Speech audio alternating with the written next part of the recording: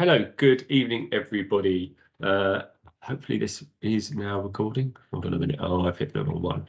No, it is recording. Excellent, fantastic. Good evening and welcome to the Year 12 Parent Information Evening, Higher Education Evening. I'd like to introduce myself. I am Ben Westham. I'm the Director of Sixth Form at CGS. We have two speakers alongside me tonight. That's Kate Lovelace, who is the CGS Careers Leader, and David Ritchie, our Independent Careers Advisor. And you'll be hearing from both of those people this evening. There's a lot of information to get through, and tonight we are focusing on post A-level options. So what students are going to be doing once they've completed their A-levels, and we're going to look at the different routes and opportunities available. I've sent out links previously, including National Apprenticeship Week magazine, and also a link to Unifog video. I'll be touching base on a few of those information, but if you've got any questions on that, then please do pop them in the chat box that Mrs. Lovelace will be monitoring this evening.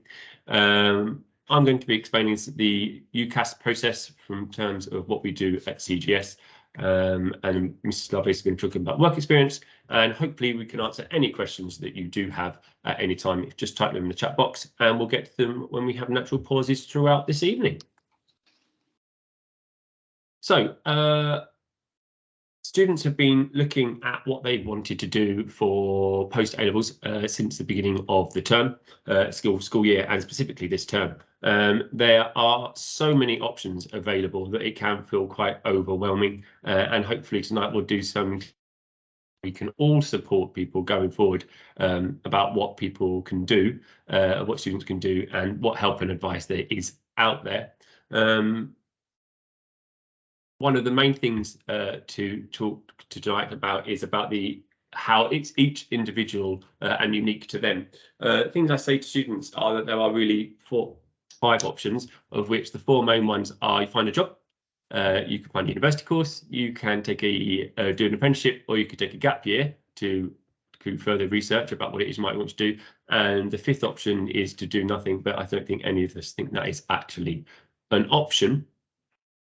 So, as I said, students have been looking at this through their sixth form studies presentations that we've been giving, and we set specific tasks for students to do, and we bring in outside presenters to inspire and motivate students into what it is they might want to do for their futures. So we've had Harvey from the Dyson Institute come in. We've had several students go on to be successful in their applications to start their apprenticeship schemes at Dyson, and Harvey came in back in September to talk to the current Year 12s about what he does, and hopefully inspired them as well. I know they had lots of questions afterwards. We had the University of Suffolk come in talking about their particular UCAS and university process. We've talked about we've had Investing and Orla, ways in which students should be taking both in-person and online work experiences. Beth came in recently this year, and she talked about her industrial placement at universities, and also about why that was taking a year in industry was so important to her, and again what she was doing at her University of Warwick. And a couple of weeks ago, we had 2 people in, an alumni and a parent, who talked to students about their particular roles and their particular jobs. All of this is designed to give students a wealth of options and a wealth of experiences, so they can see what there is out there, and so hopefully they can feel inspired about what it is they want to do next. So one of the things that we're going to be looking at today are apprenticeship levels. As I mentioned previously, we have students going on to do apprenticeships every single year as they leave CGS. David's going to talk a little bit more about the different levels. It all depends on what students want to do, will depend upon what level they want to go on to. But you can see there in relation to what we do at CGS in terms of A-levels and GCSEs, or what those levels might be when a student leaves CGS. So my idea or suggestion is normally they would always want to be progressing, so they're looking at higher and or degree apprenticeships. Now, depending upon what the company will be offering, will depend upon what level is available to them.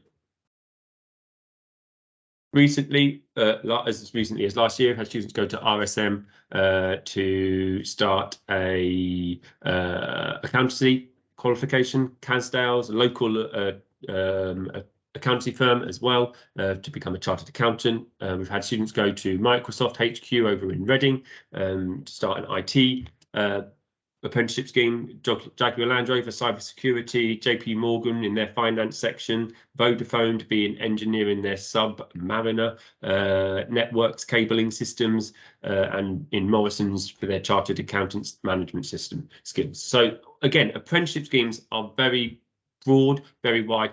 And I know that David is going to talk to you a bit more about that now. If you've got any questions at any time, please put them in the chat box and we will endeavour to answer them. David, I'm going to hand over to you for this part. Thank you. Okay, yeah, thank you. Look forward to sharing the bit more of the landscape around about degree apprenticeships in particular. I just might start by saying the whole landscape for degree apprenticeships is actually reasonably complex. And no two organisations do it the same, and no two organisations do it at the same time, and there's no common platform. So the sixth form team and Mrs. Lovelace and myself are always going to be available to help individuals navigate the complexity of degree apprenticeship. So don't worry about that. Just ask the question when it's appropriate. I think would be a good starting place. So here we are. Let's make it clear. I'm not talking about something that's different to higher education. I am talking about higher education. I'm just talking about higher education in the context of a workplace, of employment. So this isn't about compromising a degree, it's about adding value to the degree as the programme moves on. And I shall say more about that at the moment. But I think it's important just to anchor that. This conversation this evening is all about higher education and progression, and a degree apprenticeship and a professional apprenticeship actually fits that comfortably. This slide, I apologize for this slide, it's got far too many words in it, but in essence and in summary, it is just showing, when you come to read it yourself, it's just showing that there has been a continual growth in the area of degree and higher apprenticeships. More and more people are getting it. Grammar schools are getting it, private schools are getting it, state schools are getting it, but regardless of all the schools getting it, the reality is the largest competition, if you like, for these places is already within employment, and some of these figures already are demonstrating that as well. So here we go. I said before, this is about higher education, but there is a bit about being aware, going back to Mr. Westcomb's initial slide about showing the levels. Higher education is levels 4 through 7, 7 being a master's, 6 being the full degree. So beware, 4 and 5 are a stepping stone to a full degree. They might be called a higher national certificate. They might be called a foundation degree. And that then forms the basis of a negotiation with the employer about at what point and how do we progress to a full degree. It's just an adult conversation within the workplace. I've put that little graphic down there about no compromise, and I'll say more about no compromise a little later, but I think it's worth just stating the point now. We are talking about the same degree courses that are embedded within the UCAS application process. All right, so for students who are making a direct application to go to university, these are the same degrees. There's not some box of second-rate, second quality degrees somehow or other appended to degree apprenticeships. Just make that clear. All right. It is a more complicated picture. There are more things to take into account. But actually, in terms of the product itself, the degree itself, this is no different to pouring through the spectrum of grades and opportunities through UCAS. So here we go.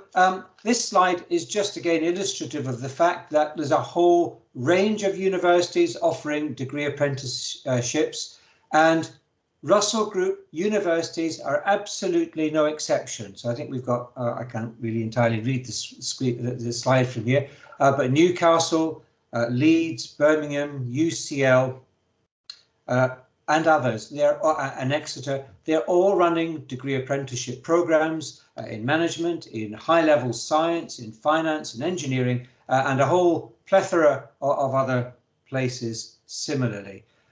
So just reinforcing the point about no compromise, really. The government themselves run a whole array of degree apprenticeships. Recently, one launched within the economics department with an economics degree. This is PwC, PricewaterhouseCoopers, linked up with Birmingham to do a computer science degree. The UCAS entry requirement for this course is 3 A's with an A in maths, and PwC have insisted on precisely the same requirement. So again, coming back to my point about no compromise, this is the same product, just embedded within a work context. And I am going to say more about that in a minute, because it's the heart of the value of the degree apprenticeship. Lots and lots in finance. I would say probably more in finance now than almost any other sector. And I show the one for Ford because it's sort of predictable. Ford's an engineering firm, and of course it is looking for engineers. But actually, first and foremost, Ford is a firm, full stop. So there are marketing opportunities, finance opportunities, strategy opportunities, planning, project management, a whole raft of degree apprenticeships. So the starting place would be, I think, the company is a company and so requires a bit of everything. Then what are its specialisms? It is now perfectly possible to do a degree apprenticeship in law. I don't know whether you've seen it. I haven't seen the detail yet, to be honest, so I'm going to flag this, but I can't talk to it, so I don't know any of the detail. But it is now possible. There is a framework for getting through medicine through a degree apprenticeship. Recently, I've seen IBM, JP Morgan, Schroders, Mazars, and Jaguar Land Rover all launching live for this year. There's just a huge variety of these degree apprenticeships.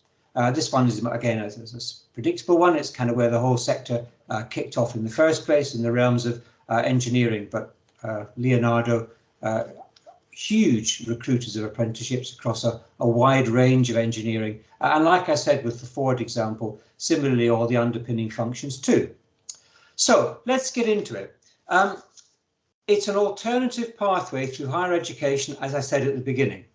But for the individual who's driven, focused and clear, but also is clear that they would like to see their academic, theoretical, conceptual higher education learning actually embedded in the real world, then a degree apprenticeship makes complete sense. There's a video that I share periodically from the University of Exeter. It's really interesting hearing the lead professor talking about the value that the apprentices bring back to the university in terms of bringing the reality of the workplace to academic learning, and vice versa, the academic learning being supported by the work-based experience.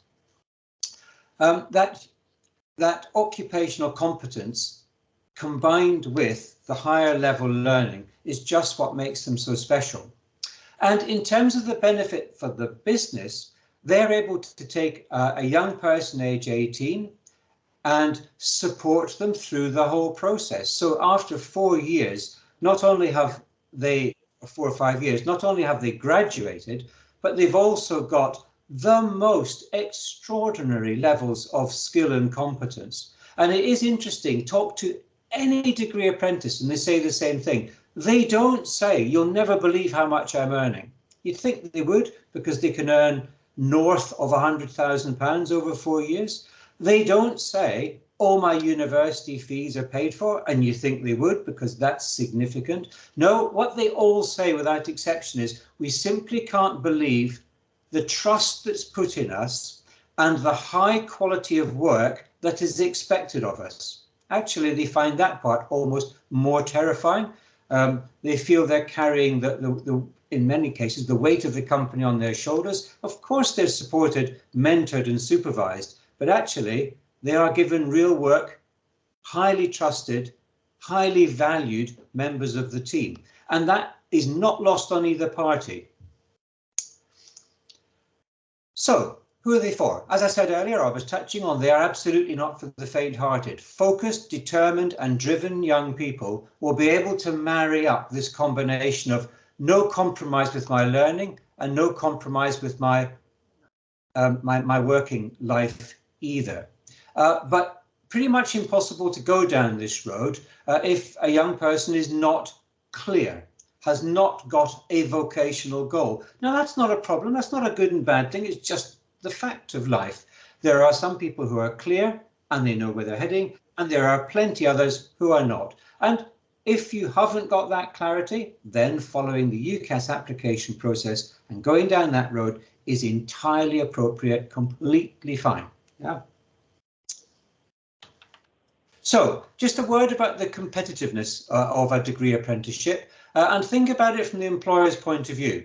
If an employer is going to be paying the sort of income that I was suggesting and covering these university fees and expect the young person to perform at the highest level, pretty much from the get-go, then an application form, online tests, assessment centres, video interviews, telephone interviews are going to be standard. So the process can be, as you can see from those bullet points, potentially 5, maybe even 6, perhaps 4 elements of every application. So you kind of exponentially increase that for 2 or 3 or 4 or 5 applications. That is an incredibly high number of stages that any young person has got to navigate, while also simultaneously carrying on with their learning and preparation for exams. So there is a bit about being careful and being targeted. So yes, complex, thorough, but as I said, right at the get-go, from the support from Mr. Westcombe, the sixth form team, Mrs. Lovelace and myself, very, very happy to be alongside each individual making this journey. So yeah, I think I've said enough about this. I'm just repeating myself. The UCAS application process is relatively straightforward if you do what you're told and you follow the timeline. The reality is, with a degree apprenticeship, everything about UCAS is the opposite to what we're talking about here. The chaos and mess of the degree apprenticeship program process is just there to be seen. Now, UCAS manages something in the order of 35,000 degree courses and tens of thousands of students every year, and it does it beautifully and effortlessly. The number of platforms we're now talking about that any one employer could happen to use, it could be as many as 15 platforms. So I've just popped up one here from Rate My Apprenticeship. It's a case of registering on there, seeing what's available, setting your filters, I suppose, making sure that your key ways of being communicated with, email, SMS, text and what have you, are all highlighted, and appropriate notifications will come back to you. But unfortunately, you can't just do it the once, you have to do it the 15 times. And you'll see a slide pretty much at the end of my little lot that will just make that point graphically. So Not Going to Uni does exactly the same thing, just a different platform. This is the government website. This was meant to be, I think, the website that was the equivalent of UCAS, but in reality, employers were not happy to flock to this particular free site and were more happy to pay to have their vacancies advertised on the other plethora of sites, which was not what I thought people saw coming. Now, just to confuse things further, there are degree apprenticeships illustrated on UCAS, but you can't apply to a degree apprenticeship on UCAS, but it's helpful to see them. And if you were to click on one, you'd just be bounced back to one of the other platforms I'm talking about, from where you can then apply. But it's nice to see them there. It's just another way of picking up that opportunity.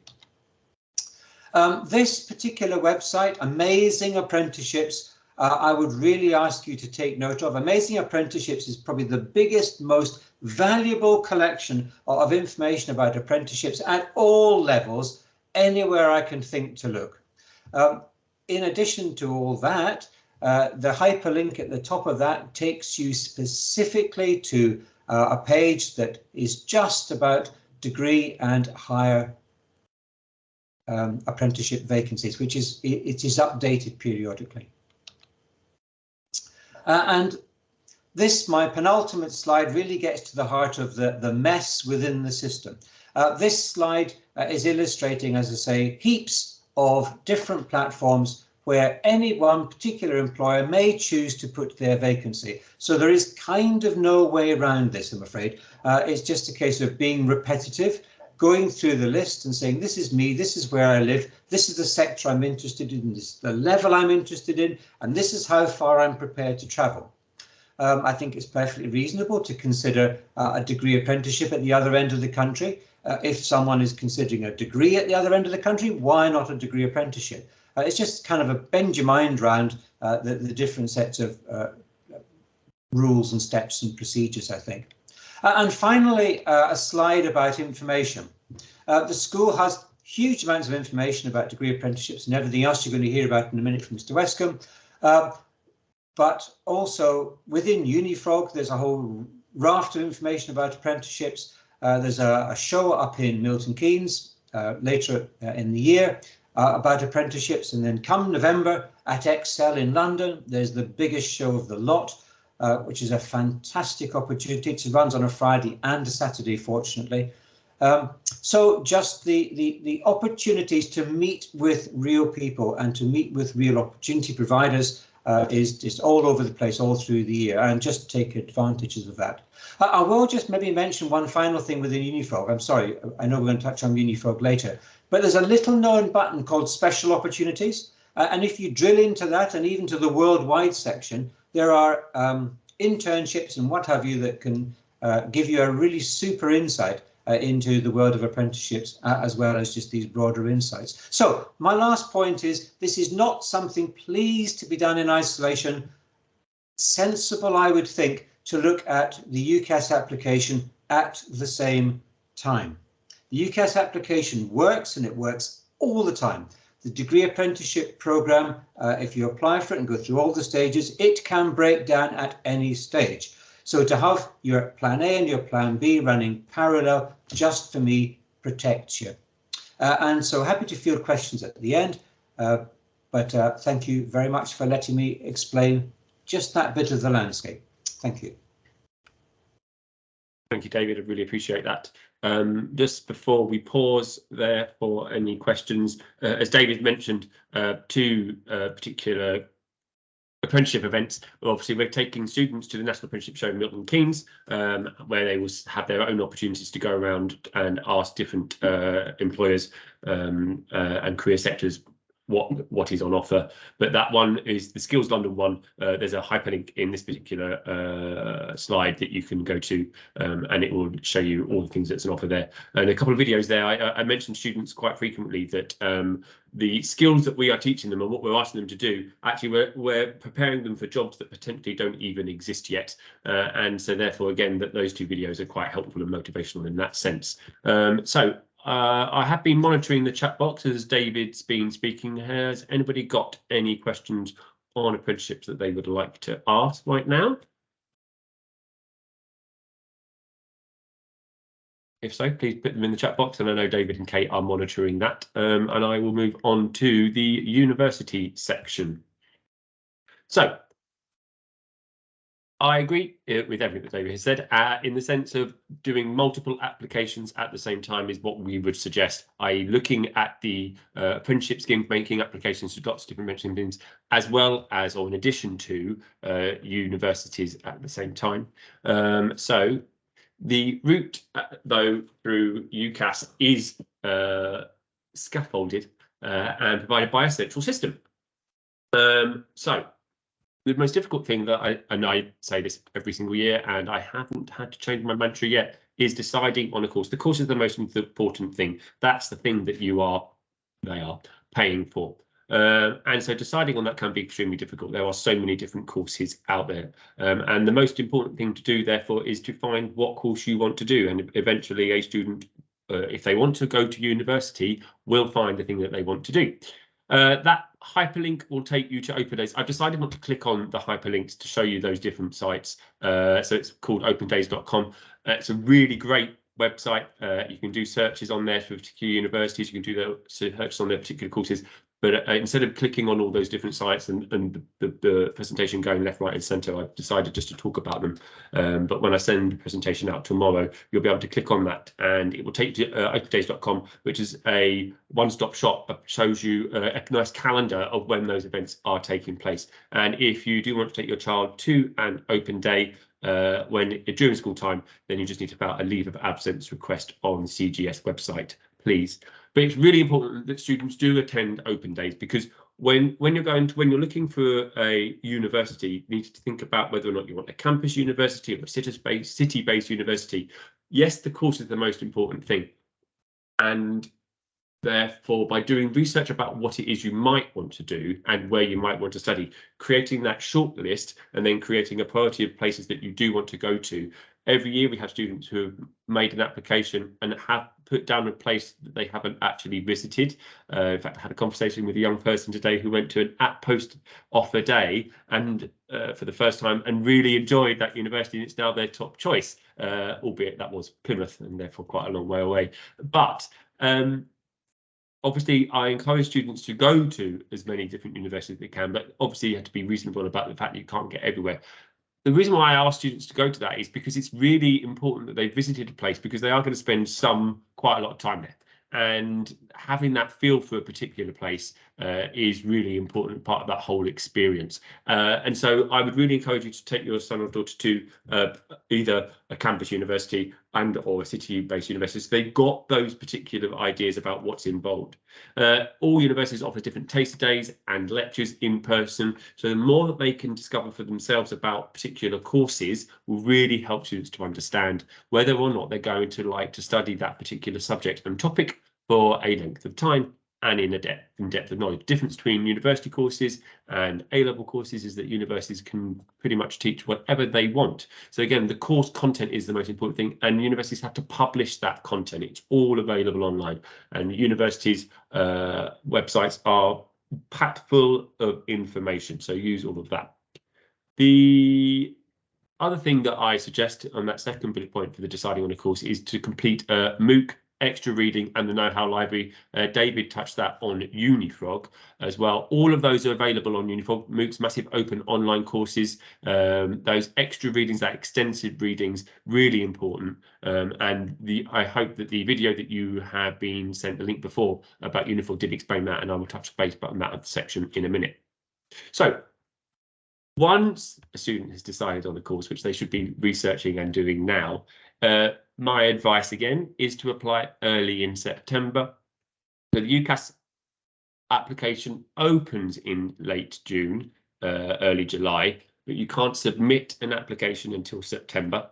And you can apply to one university at a time, up to a maximum of 5. So as soon as a student knows that they want to apply to a particular university for a particular course, my advice is to get that application off, because the application is the hurdle, so to speak. So therefore, by getting that gives them then the motivation and that drive to continue to add more courses if they know that you do not have to wait to submit all 5 courses at the same time. So as soon as that's known, my advice is to get it off early, because as David was explaining before, there's so much to do this year in terms of applying, but whether it be university or universities and apprenticeship schemes and focusing on A-levels, that applying early in September really helps to be able to alleviate any stress and anxiety. 2 particular websites that help to understand how different universities or 2 different universities offer. That's the Complete University Guide, and it enables you to compare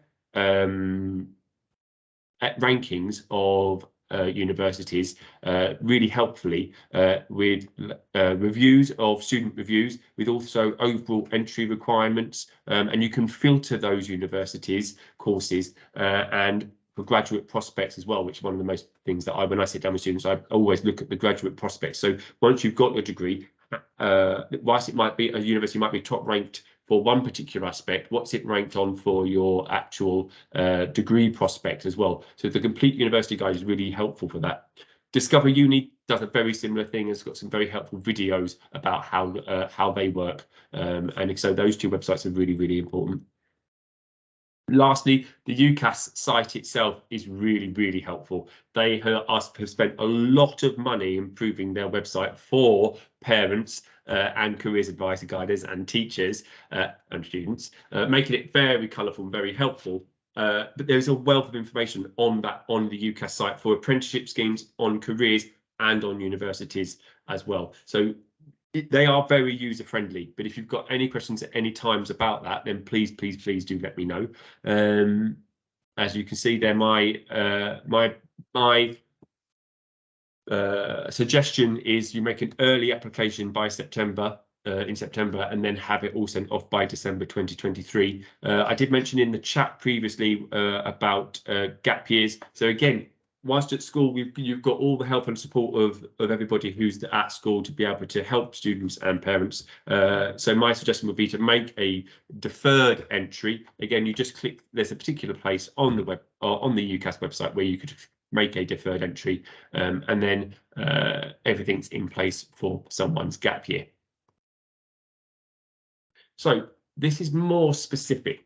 So obviously they've got that wealth of courses out there. How do students decide what's right for them? And I think that's the thing that some people feel that, oh, my friends know exactly what they want to do, but I don't know what I want to do. There are far more people in the year group that don't know what they want to do than know what they want to do. So this is the time now to go about and doing research to find out what you're interested in, uniform personality profile, youthful interest profile. When I was looking at UCAS again today, the UCAS offers the same thing. There's lots of things out there that will enable students to find the right thing for them, and that's the thing. It takes time, it takes research, it takes effort, and they need to put that research and that effort and that energy in now to be able to find the right thing. And finding the wrong thing is as helpful as finding the, because then they'll eventually find the right thing as well. I think I've said that to them before as well. But actually, you know, when you're going along and you're having these conversations and you're talking to people and you suddenly find out, oh, actually, I thought I would like this, but actually I don't. That can actually make you think, oh, okay, that's fine. And then that will set you on another pathway. And that's what the whole process is about. So specifically, I'd like to talk now about early entrants, and those are for medics, vets, dentists, and those people who want to apply for Oxford and Cambridge. Those students need to have their applications sorted by the 15th of September. That's our internal deadline, because the UCAS deadline is the 15th of October.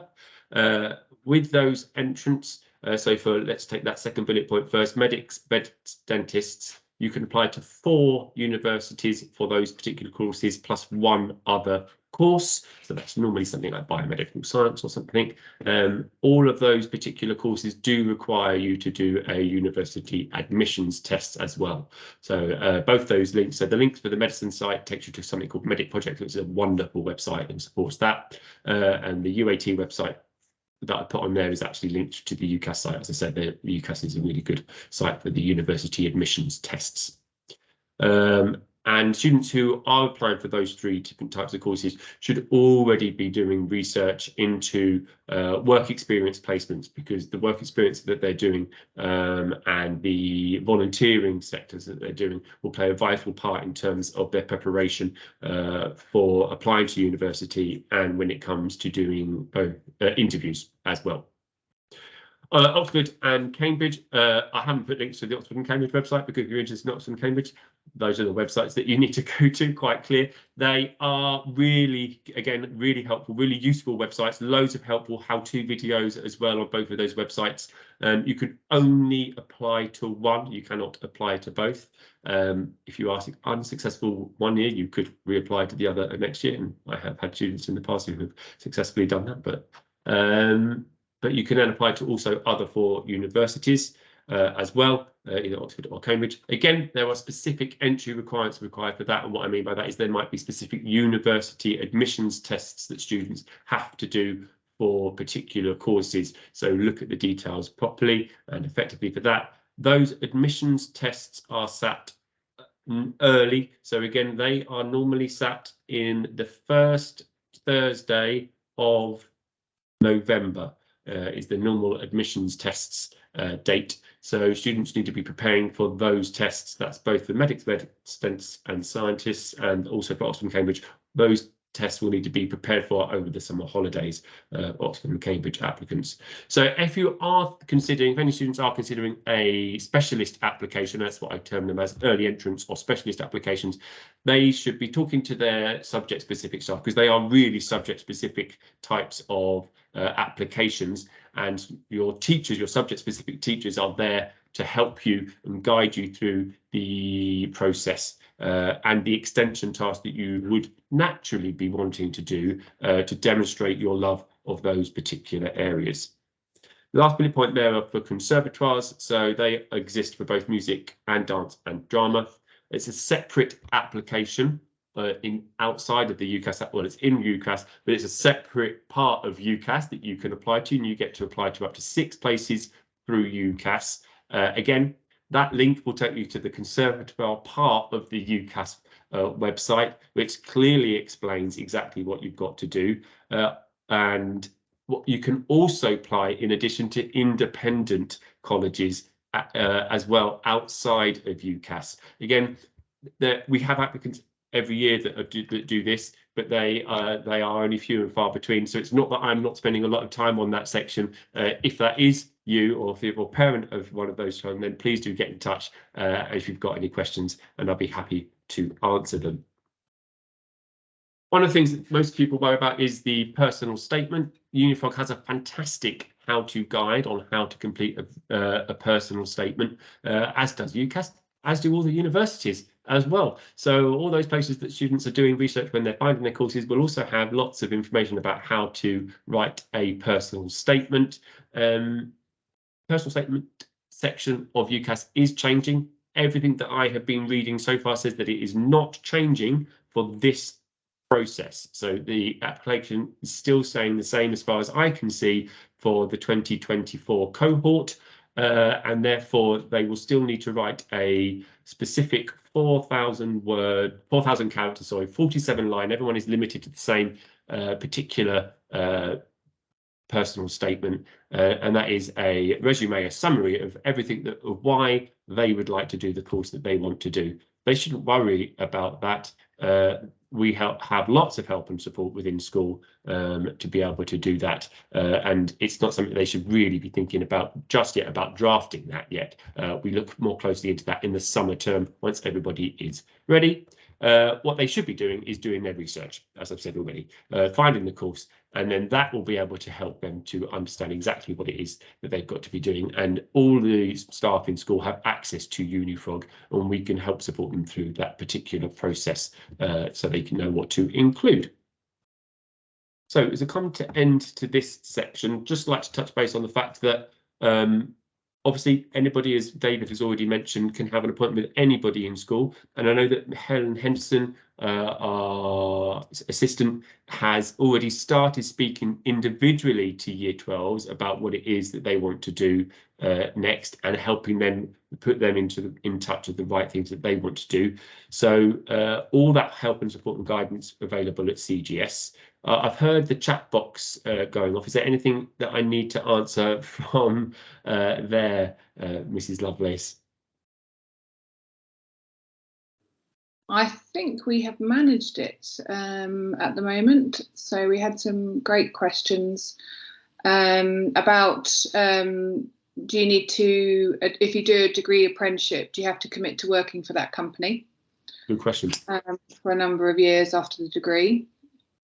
So we've answered that in the chat box, that and David quite rightly puts that that most people who do join a company, the stats suggest that 90% of these apprentices are still in post 5 years after completing.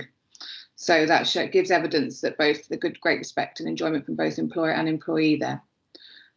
Medicine apprenticeships, I believe from what I've heard, there are some healthcares that are looking at this to see if it is possible, and we've got the Bucks NHS joining us at the careers fair, so they might be able to answer that if you can attend that on the 1st of March. But David and myself. And I don't know about you, Mr. Wescombe, whether you've heard of any at the moment in medicine. Not specifically, no. No, but they're constantly growing. And that's it for now. Okay, thank you very much. As I say, please do get in contact with the school, annmarieporter.com, if you've got any questions about anything that you hear tonight. Actually, a couple more just quickly come in. Yeah. Timelines for apprenticeships. Yeah, I can take that one if you want. So David did mention it in his part, and I agree in the sense of the terms of the application process. So the research for apprenticeships come up all of the time, apprenticeship schemes, so it all depends upon what a particular apprenticeship application you want to apply for will depend upon when they open and when they close. So there isn't a set timeline of when those apprenticeships open up. The big recruiters perhaps do have a particular time frame when they come through, and it's something that I know Mrs. Lovelace was going to mention in her section, because all this information that we get through all the time from external people, we are sending out through to the year group on their emails to do research on both to year 12 and in year 13 to make sure that they are getting an understanding of what is available to them and when and how. So our advice here, and this whole event is all about the fact that actually they should be looking at researching now so that you can see when those particular things are open. And some of the students that I mentioned before that have gone on to do degree apprenticeships, I've looked at the spreadsheets that they've had available about the different employers that they've had, and again they create a spreadsheet of when the application is open and when the different stages are of those processes. So it all depends upon what you are applying for. There isn't a specific timeline. Don't you got anything to add to that, David? No, that sums it up, I think. Yeah, that does sum it up. The bigger ones have more apprentices. It's a longer process, so they tend to start earlier. Some of the smaller ones, it's not so complicated, start a bit later, but there's no rules. And then opportunities for apprenticeships in the NHS, social sciences, psychology and psychiatry. And again, I would say I have not seen any of them either, but I will definitely keep my eye out. Okay. The next section I am going to whiz through, and it's not because of the time, it's because it's about Unifrog, which I sent the video link to. David mentioned how great Unifrog is. Kate loves Unifrog. I love Unifrog. Students should be using Unifrog already. It really is a wonderful universal platform. That's what they call themselves. It is not about going to university in any way, shape or form. It's a universal one-stop shop about where they can find absolutely anything. And if you've looked at the video, I hope that you can see for yourselves how fantastic it is as a research tool for both careers, apprenticeships, and university courses, etc., etc. David mentioned some of these other ones about the exploring pathways, the subject library, the know-how library. I mentioned MOOCs in my section earlier as well, the read, watch, listen. There are so many different things that students can use Unifrog for. And I would really encourage you to sit down with your child and go through what it is, how they've used it, and what it is that they could then use it for. As I say, the career section is absolutely fantastic, and it helps them to understand what is required and how you can go about it. So this one here was on a particular one was about an architecture, and it shows the different ways and entries and the requirements that are necessary in order to be able to become an architect. The apprenticeship one is fantastic. David mentioned about the fact that the government were hoping their particular website was going to become the one-stop shop for apprenticeship schemes, and it never really happened. The Unifrog apprenticeship tool pulls all the different apprenticeship schemes that are available within the UK into their particular one. So again, it's a great one that you can use to be able to draw all the information together in order to be able to filter and see what there is available. So again, and what's great about the Unifrog one is the fact that you can save the searches as many times as you want, unlimited shortlists, and then go back to refer to them again and then save a new lot as well. So if you change your mind at any time, it's not a problem. You can just go back and see it again and again and again. And they have a direct link to the apply page as well. It's really, really helpful. It's really user friendly. So sit down with your son and daughter and play with it. The UK University Search tool as well, just as easy as well there. I've mentioned the Complete University Guide in addition, and the Discovery Unified, but actually the Unifrog one is even more user friendly. And again, you've got the rank and filter opportunities on there as well, and it gives you direct links to the university pages as well. What Unifrog enables students to do is to keep everything in one particular place, which is why it's helpful for us as staff, is we can then go on to there and see, oh, I can see you've looked at that. Has that helped you to then go on to do X, Y, and Z? And it gives helpful suggestions and links of what students can then go on to do to enable them to have an understanding and a timeline and a track of what it is that they're doing.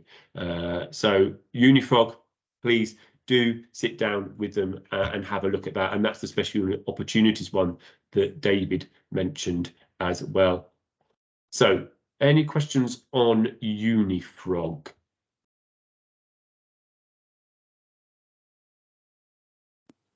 Not that I can see. Fantastic. Kate, over to you. Okay, thank you. So I just wanted to touch on sort of the careers advice that we've been supporting the sixth form with for students. So all Year 12 students have been invited to post-18 workshops with David, which provides an overview of their options off to CGS. These are still running. Mrs. Churchard is organising these, and hopefully we can wrap these up after half term for the students who haven't attended yet. We're fortunate that David is in most Thursdays to provide impartial and independent careers advice. So if anybody does want to talk to David after these appointments, we can book those appointments in so they can contact us via email or pop to the office. We also offer the Moresby profiling. This isn't compulsory, but it is an option. There's a cost of £30 for this. And it's for any students who are unsure about their plans, but it can also validate plans. It identifies potential career paths by measuring a variety of elements, including aptitude, career interests, talents, attitudes, and personality. So again, if anybody would like to sign up to that, we have a special code, and also we can book David in, book the student in to see David if there's any follow-up, because David is Moresby trained in that and can go through the results. We also are, we touched on this a little bit earlier, constantly informing students and sharing events and opportunities. So I've been sharing a lot of information, the same as Mr. Westcombe, on even some of the apprenticeships that are opening up at the moment for Year 13s, just sharing it with them and saying, have a look, make a list of the ones, see what they're looking at, what they're asking for, start making a note now. And we're around as well to help with any CV writing to support any applications when they open up in the autumn for some of them. We also send opportunities for any events that universities might be doing that give tasters of some of their courses. And then there's a screenshot here of like Speakers for Schools, where it's showing different events and work experiences that they are offering. So we ask students to continually look at their emails regularly, please, to make sure that they can pick up all of these opportunities. Coming forward for this this term, we've got supporting Mr. Westcombe's Essex programme. So on here you can see that there's a couple of parents coming in to do some more talks and alumni coming in. There's the National Apprenticeship Show in March and the UCAS exhibition at Excel as well. Is there anything you'd like to say, Mr. Westcombe, on these, or? No, just that the information is being sent to parents about both trips and to come along to the event in school, and that those two, this is why we're doing this now, in order to be able to advertise everything. So yeah, yes, loads more information coming students' ways. So on the next slide, you will see that we are delighted to be bringing back our careers fair this year. So we've not had one since just before the pandemic. And we've got nearly 60 exhibitors signed up. So please do come along on the 1st of March. We've got a broad range of careers. To name a few, we've got the BBC, a barrister, physiotherapist, and Bucks NHS. We've got a pilot, we've got the creative sector, architect, psychiatrist, Google, just some of the names that are coming. So it's a great opportunity for yourself, and also we've got universities as well and some colleges. So it's a great opportunity for you to come along to meet and talk to people about their careers and how they got there. We'll also be running a couple of talks on the evening. David will be hosting a demystifying apprenticeships talk, and we will have 2 CGS former students who are currently doing apprenticeships popping in for a question and answer session at the end of that talk. And we've also got a parent's guide to finance with university running on the evening. So we hope to see as many of you there as possible, and it should be a great evening for lots of people to look at a broad variety of careers. Thank you, Mrs. That's it Lovelace. from me. Thank you, thank you. So hopefully we have done well, it's really a whistle stop, but a full tour of all the things that are available to Year 12s over the next 18 months. Obviously, we can't cover everything individually. If you've got any questions at any time, I know I keep saying it, please do contact us and we will help you and them. Highlighted here on this particular slide, again, the specific places that are available for you to go to make sure that you can have those conversations with your child to help you to support them in the choices and the decisions that they've got to make about what it is that they want to do. We know that it can feel overwhelming. I hope that we have explained it tonight clearly and that everyone is happy with what they've heard. I'd just like to mention about the importance of Year 12. I know you've had the Year 12 reports released last week. The habits that students are establishing now really are ones that stay with them for a long time. And we know that Year 12 can be quite a difficult year in terms of everything that's got to be going on and all these things. Now we're now asking them to think about, well, what are we going to do when we're no longer at CGS? And it seems like a long way away for students, but we know that it comes around very, very quickly indeed, and they've got to make these grown-up, sensible decisions about what it is they want to do for their future. So anything that they can, anything in which we can help you to help them, please do let us know. Anything else from David or Kate, then please do pop it in the chat box. I'd like to thank both David and Kate for attending this evening, and thank you all for your patience and attention. Thank you very much. Thank you, Mr. Westcombe. I just wanted to mention very quickly as well, a reminder for Year 12's work experience in the activity week in May. We will be launching this very soon. Students are aware of this. It's a really important opportunity for them to try and do. They can gain great experience and skills to put forward for their personal statement or for apprenticeships to go on their CVs. So we will be launching this through Unifrog, which is a new thing for us to do, where we can monitor and access and see where they're going as well. So look out for that parent mail from me very soon.